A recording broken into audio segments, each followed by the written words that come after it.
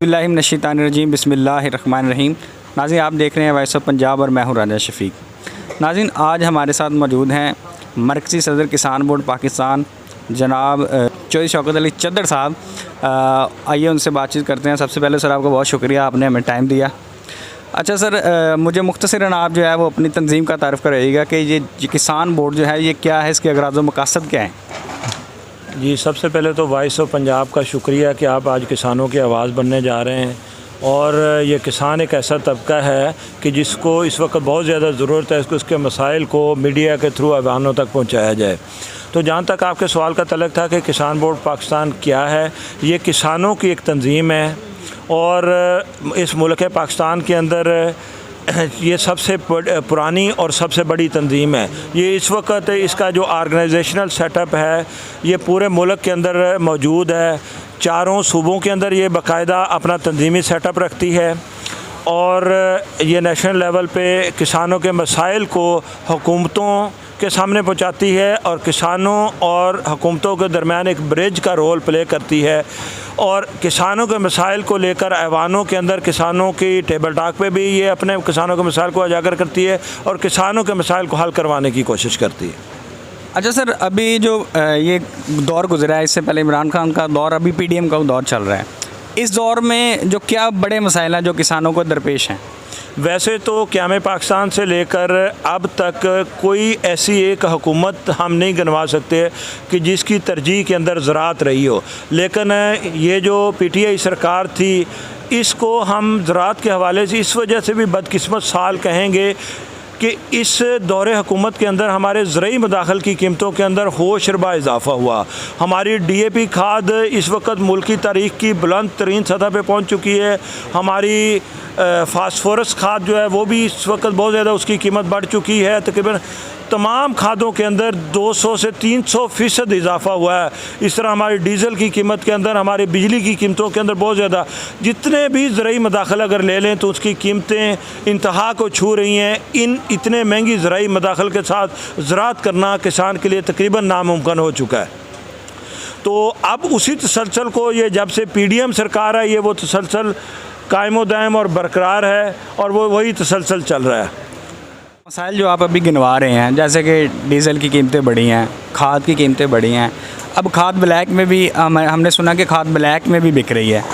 Government ने इन जो पिछले 3-4 साल हैं इन सालों में जो कानून साजी की है पार्लियामेंट के अंदर, उस वाले से कोई कानून ऐसा है जो आपने किसान बोर्ड ने दिया हो और हुकूमत ने उसको अप्रूव किया हो या अपने दें कोई ऐसी कानून साजी की हो? हमने साल 2020 के अंदर एक ज़रई पॉलिसी मुरतब की और उस वक़्त की तब्दीली सरकार के सामने हमने रखी कि अगर इस ज़रई पॉलिसी को, ये खालिसन किसान बोर्ड की काविश थी, किसान बोर्ड ने मुल्क के तमाम थिंक टैंक्स को इकट्ठा करने के बाद उनके साथ डिस्कशन के बाद इस ज़रई पॉलिसी को मुरतब किया और उस वक़्त की हुकूमत के सामने उस ज़रई पॉलिसी को रखा कि अगर इस ज़रई पॉलिसी को अगर मुल्क पाकिस्तान के अंदर नाफिज कर देंगे तो इससे ना सिर्फ मुल्क की ज़राअत तरक्की करना शुरू हो जाएगी बल्कि मुल्क का किसान जो है वो भी खुशहाल होगा। लेकिन कभी इसको प्रोविंशियल सब्जेक्ट के नाम पे टाल दिया गया और कभी इसको फेडरल गवर्नमेंट के सपुर्द कर दिया गया। आज तक वो ज़रई पॉलिसी जो है वो मुख्तलिफ टेबल्स और मुख्तलिफ दफातर के चक्कर काट रही है, लेकिन अभी तक उस ज़रई पॉलिसी पे कोई ख़ास तवज्जो नहीं दी गई। हम तो ये समझते हैं कि शायद वो आलमी एजेंडा या आलमी ताकतें ऐसी हैं जो इस मुल्क के अंदर कोई ऐसी ज़रई पॉलिसी का नफाज मुमकिन नहीं होने देना चाहती जिससे इस मुल्क की किसान या इस मुल्क का ज़राअत जो है वो तरक्की करे। सर, ये बात एक मुसल्लमा हकीकत है कि पाकिस्तान एक ज़रई मुल्क है और पाकिस्तान का जो ज़रई सेक्टर है वो पाकिस्तान के ज़र मुबादला में पाकिस्तान की गवर्नमेंट को अच्छा खासा जो है वो सपोर्ट करता है। इतने बड़े सेक्टर के लिए जो कि दुनिया के अंदर पाकिस्तान की पहचान है कि हम एक ज़रई मुल्क हैं, आप ये कह रहे हैं कि पिछले 3-4 सालों में आपकी दी पॉलिसी नहीं अप्रूव हुई, तो कोई पॉलिसी और बनी है किसान के लिए? तो इस हवाले से हमारी पॉलिसी भी नहीं मंजूर हुई और अभी तक बदकिस्मती हमारी ये है कि 1947 से लेकर 2022 तक हमारे पास आज तक कोई ज़रई पॉलिसी मौजूद नहीं है।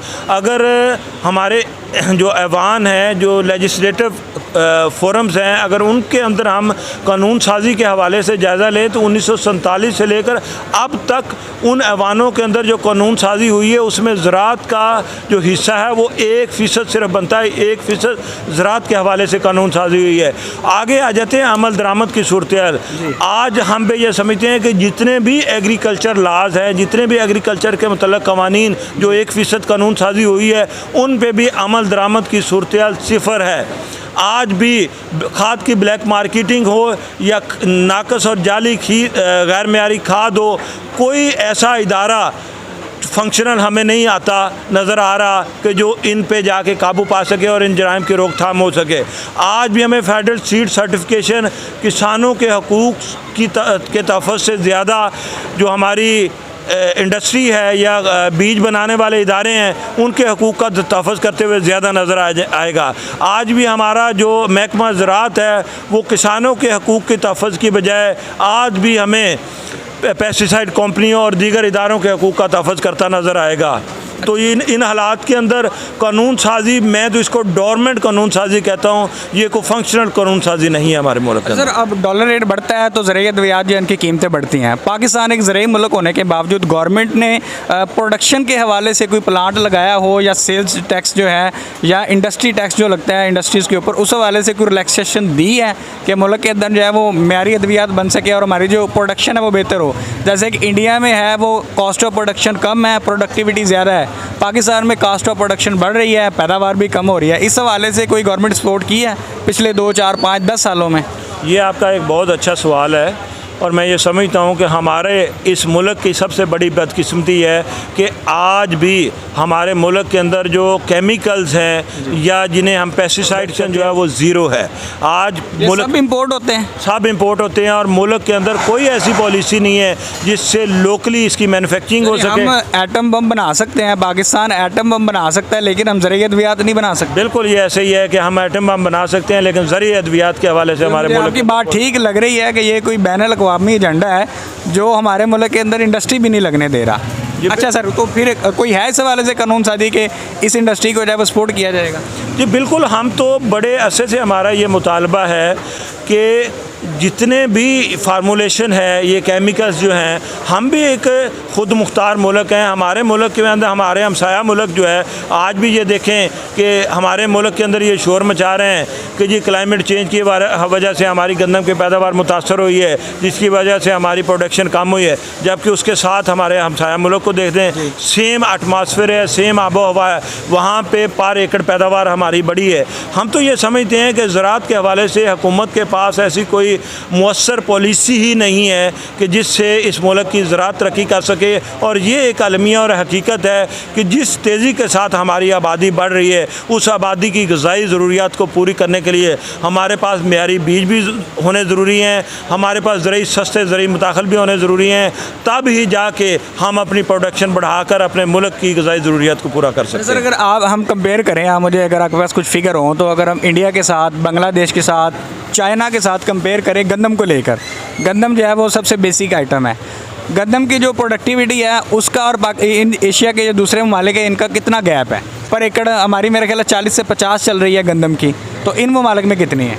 अगर हम अपनी एवरेज पैदावार का लें तो इस साल वैसे हमारी मजमूई एवरेज पैदावार 28 मन पर एकड़ है पाकिस्तान की। ये 28 है, और जबकि हमारे हमसाया मुल्क की यही एवरेज पैदावार 45 मन पर एकड़ है। हमारे डिफरेंस है, बहुत बड़ा। हमारे यहाँ जो टॉपर काश्तकार है इस वक्त तक वो 67 मन पर एकड़ पे चला गया।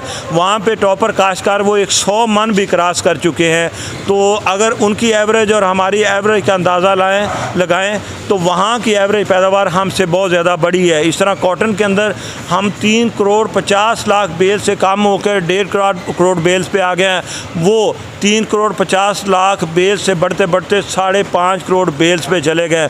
उन्होंने ज़राअत के अंदर तरक्की की है। वहाँ के किसान को बहुत ज़्यादा हुकूमत की सपोर्ट और सहूलत हासिल है, जबकि हमारे यहाँ किसान को जितना दबाया जा सकता है उतना दबाया जा रहा है। अच्छा सर, प्रोडक्टिविटी हमारी कम है, कॉस्ट ऑफ प्रोडक्शन हमारी ज़्यादा है, खाद के लिए किसान लाइनों में लगा हुआ है, गवर्नमेंट जो है वो अपनी धींगा मुश्ती में है कि हुकूमत जा रही है, दूसरी आ रही है, ये टाँकें खींचने में लगे हुए हैं। अगर यही हालात रहते हैं और किसान जो है उसके ऊपर प्रेशर बढ़ता है। किसान पे प्रेशर बढ़ेगा तो अल्टीमेटली मुल्क की इकॉनमी जो है उसके ऊपर प्रेशर बढ़ेगा। ये हालात चलते रहे तो किसान बोर्ड पाकिस्तान जो है वो क्या पॉलिसी अपनाएगा आने वाले दिनों में? अच्छा, लाहे अमल से पहले मैं चंद मुतालबात आपके सामने चाहता हूँ कि आपके तवज्जुह से ऐवानों तक पहुँचें। हमारे मुतालबात ये हैं कि हमारी कीमतें लागत को सामने रखते हुए हमारी जितनी इजनास हैं उनकी बजाई से पहले उनकी कीमतें ख़रीद जो है वो अनाउंस होनी चाहिए। उनकी सपोर्ट प्राइस गवर्नमेंट की तरफ से अनाउंस हो। हमारे हमसाया मुल्क के अंदर 32 से 33 क्रॉप की सपोर्ट प्राइस हुकूमत अनाउंस करती है, जबकि हमारे यहाँ सिर्फ हमें गन्ने और गंदम की सपोर्ट प्राइस जो है हुकूमतें ऐलान करती हैं। तो ये बाकी जो फसलें हैं इनकी सपोर्ट प्राइस भी हुकूमतों की तरफ से ऐलान होनी चाहिए और एक मौसर पॉलिसी बननी चाहिए कि कैसे हर साल इनकी कीमतों के अंदर इजाफा हो जाएगा। डॉलर की वजह से हमारे ज़राई मदाखिल की कीमतें तो बढ़ जाती हैं, लेकिन कभी भी डॉलर की वजह से हमारी इजनास की कीमतें नहीं बढ़ती। इसके साथ साथ हमारा हुकूमत से ये मुतालबा है कि जिस तरह पूरी दुनिया के अंदर एग्रीकल्चर जो है वो सब्सिडाइज है, कोई ऐसा मुल्क नहीं है जिसको वहाँ की मुकामी हुकूमत की सपोर्ट हासिल ना हो और वहाँ की मुल्क की ज़राअत चल रही है। हमारे यहाँ ये IMF के सामने डट के क्यों नहीं खड़े होते, IMF के सामने अपना मौक़िफ़ भरपूर अंदाज से पेश क्यों नहीं करते कि आप जो है हमारी ज़राअत पे आए रोज़ शर्तें आयद करते हैं कि ये फ़लाँ टैक्स लगाएँ, फ़लाँ टैक्स लगाएँ, फ़लाँ टैक्स लगाएँ। आप और कितने के टैक्स लगाएंगे? आखिरी ख़रीदार होने की वजह से आज तक इस मुल्क के अंदर जितने भी टैक्स लगे हैं वो अदा हम कर रहे हैं। इसके साथ साथ आप कभी एग्रीकल्चर इनकम टैक्स हम पे लगा रहे होते हैं, कभी हमारी एग्रीकल्चर प्रोड्यूस पे आप टैक्स लगा रहे होते हैं। तो आप कितने के ये टैक्सेस लगाएंगे? ये सारे के सारे टैक्सेस जो हैं फिल फॉर विड्रा किए जाएँ। इसके साथ साथ हमारी बड़ी डिमांड ये जो है कि ये जो जनरल सेल टैक्स है ये इनपुट का टैक्स नहीं है। हमारी जितनी भी हमें इनपुट फ्राहम की जाती है फौरी तौर पर इन पे जो GST है ये विड्रा करवाया जाए। हमें GST के बग़ैर जो है वो हमें ज़राई मदाखिल फ़राहम किए जाएँ।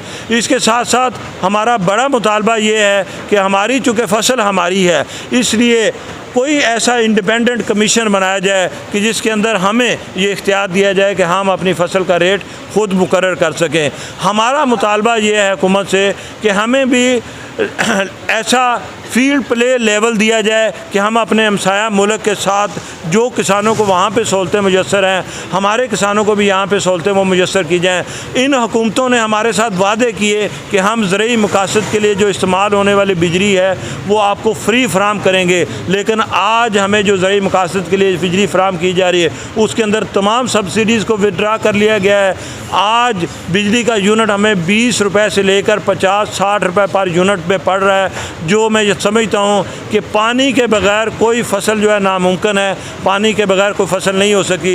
ये फौरी तौर पर इस पर general sale tax, income tax या जितने भी दीगर नाजायज़ टैक्सेस जो इन्होंने ज़राई बिजली के लिए या दीगर बिजली के यूनिट के अंदर जो इन्होंने शामिल किए वो फौरी तौर पर विड्रा किए जाएँ और 1 यूनिट 1 रेट मुकर्रर किया जाए। ये नहीं कि 200 यूनिट तक ये रेट हो जाएगा और 500 यूनिट तक ये रेट हो जाएगा। हम ये कहते हैं कि 1 यूनिट 1 रेट मुकर्रर किया जाए। इसी तरह हमारा गन्ना जो है, हमारी कपास जो है, हमारी गंदम, हमारी मकई, ये बड़ी अहम क्रॉप्स है। इवन हमारी पोटैटो की है, बड़ी अहम क्रॉप्स है। इन पे कोई इंडिपेंडेंट कमीशन बना के इनकी मिनिमम सपोर्ट प्राइस अनाउंस की जाए और किसानों को सहूलतें दी जाएँ। अगर किसानों को ये सहूलतें नहीं दी जाती हैं तो फिर किसानों के पास किसान बोर्ड के प्लेटफार्म से एक ही जायज़ हक़ किया जाता है कि हम अपनी आवाज़ को ऐवानों तक पहुँचाने के लिए बाहर सड़कों पर आएँ और इन जो कान बंद हो चुके हैं, जो हमारी आवाज़ सुनने के लिए तैयार नहीं है, उन कानों तक अपनी आवाज़ पहुँचाएँ। चाहे फिर हमें असम्बलियों का घेराव करना पड़े, चाहे सड़कें बंद करनी पड़े। हम इस मुल्क के अंदर कोई अफरा तफरी नहीं चाहते। हम हुकूमतों के मुखालिफ नहीं हैं, लेकिन हम अपना जायज़ हक़ लेने के लिए ज़रूर सड़कों पर निकले। अच्छा सर, एक बड़ा मुदाखल जो है वो पानी है। ज़मीन के लिए पानी, बिजाई के लिए पानी एक लाजमी चीज़ है और बिजली के बिल जो हैं वो इतने आ रहे हैं कि किसानों की, हालांकि आम की जो है वो चीखें निकल रही हैं। तो क्या ट्यूबवेल जो है वो शमसी तवानाई पे मुंतकिल हो सकते हैं? अगर शमसी तवानाई पे मुंतकिल हो सकते हैं तो पर ट्यूबवेल की कॉस्ट क्या होगी और ये कॉस्ट हुकूमत बेयर करे या इसको इंस्टॉलमेंट प्लान पे किसानों को दे? इस तरह का कोई मुतालबा या इस तरह की पॉलिसी आप गवर्नमेंट को रेफ़र करते हैं? ये इससे पहले तो मैं बात करना चाहूँगा कि इस वक्त पाकिस्तान के अंदर जो सबसे हमें सस्ती बिजली पड़ रही है वो हाइडल पावर है जी। कि हम ये पानी से बिजली तैयार करें। हम मुतालबा ये कर रहे हैं कि इस मुल्क के अंदर डैम बनाया जाए। इस वक्त आप ये देखें कि पूरे मुल्क के अंदर बहुत ज़्यादा बारिशें आई हैं और सैलाब आए हैं। उन सैलाब की वजह से पूरा मुल्क डूब चुका है। अगर हमारे पास डैम होते तो ये पानी हम ज़ख़ीरा कर सकते थे। दूसरा, हमारे यहाँ चूँकि तवानाई के ज़राए दिन ब दिन बहुत महंगे होते जा रहे हैं, अगर हुकूमत, हम भी बार बार ये डिमांड कर रहे हैं कि जितने हमारे ज़राई ट्यूबवेल हैं उनको शमसी तवानाई पे आप मुंतकिल कर दें, या हमारा जो सोलर सिस्टम है इस पे ट्रांसफ़र कर दें। तो हमारी डिमांड पे नून लीग के जब पंजाब के अंदर हुकूमत थी, हमजा शहबाज जब चंद दिनों के लिए आए थे तो उन्होंने कुछ वर्किंग की थी, वो प्रैक्टिकल वर्किंग तो हमें नज़र नहीं आई। तो हम अब मौजूदा हुकूमत से, हमारी फेडरल हुकूमत से ये मुतालबा करते हैं कि फ़ौरी तौर पर हमारे जो ज़राई मकासद से इस्तेमाल होने वाले ट्यूबवेल हैं फ़ौरी तौर पर उनको शमसी तवानाई पर ट्रांसफ़र किया जाए। जी, जो शौकत अली चद्दर साहब हमारे साथ मौजूद थे और वो किसानों को जो दरपेश मसाइल हैं उनके हवाले से हमें ब्रीफिंग दे रहे थे, और उनका ये कहना था कि गवर्नमेंट जो है वो किसानों के मसाइल को एड्रेस करे। अगर गवर्नमेंट इन मसाइल को एड्रेस नहीं करती तो किसान बोर्ड के पास और पाकिस्तान के किसानों के पास सिर्फ एक ही ऑप्शन है कि वो सड़कों पर आएंगे और अपना जायज़ हक़ हुकूमत से मांगेंगे। देखते रहिए वॉइस ऑफ पंजाब। कैमरामैन हाफिज़ खालिद अमीन के साथ Raja Shafiq, voice of Punjab, Sahiwal division. उठो बसीरत की आँख खोलो, ये साम्राज्य निज़ाम बदलो। हुआ गुलामी का दौर रुखसत, हुआ गुलामी का दौर रुखसत। ये सुबह बदलो, ये शाम बदलो, निज़ाम बदलो। हो जिंदगी का कोई भी पहलू बिगाड़ से अब नहीं है खाली, इलाज इसका नहीं है मुमकिन, लिहाजा जस्दे तमाम बदलो, निज़ाम बदलो। बसीरत की आँख खोलो, ये साम्राज्य निज़ाम बदलो। हुआ गुलामी का दौर रुखसत, ये सुबह बदलो, ये शाम बदलो, निज़ाम बदलो।